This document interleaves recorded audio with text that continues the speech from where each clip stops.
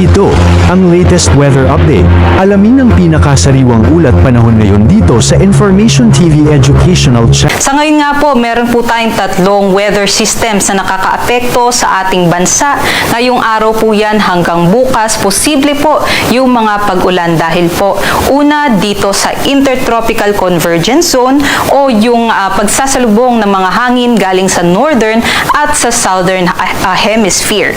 Ito pong ITCZ, mapapansin po natin, yun po yung mga kaulapan na makikita natin dito sa may Southern Luzon, Visayas at Mindanao. Posible nga po yung mga pag-ulan ngayong hapon dito sa may Metro Manila, maging sa may Calabarzon at Mimaropa, Western Visayas, Negros Island Region, maging dito din po sa may Zamboanga Peninsula, Barm at sa may Lanao del Norte at Misamis Occidental.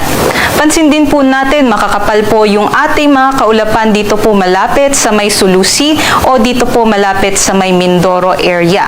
Yun po ay binabantayan natin at minomonitor dahil posible nga po magkaroon tayo ng isang low pressure area dito na babagtasin ang may Palawan bukas po.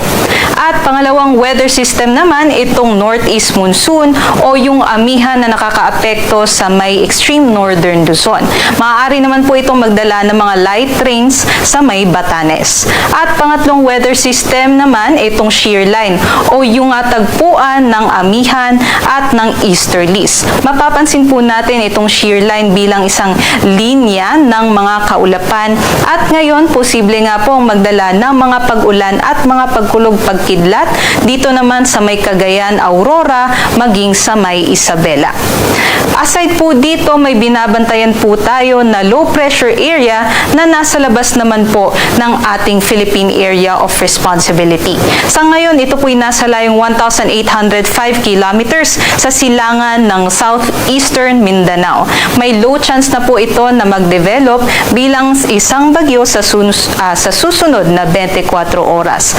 Ngunit dahil malayo pa nga po ito sa ating kalupaan at nasa may karagatan pa rin itong LPA, ay mataas pa rin yung chance na mag-develop po ito dahil nakikita po natin na ito po'y lalapit po sa ating mga kalupaan sa susunod pa na linggo.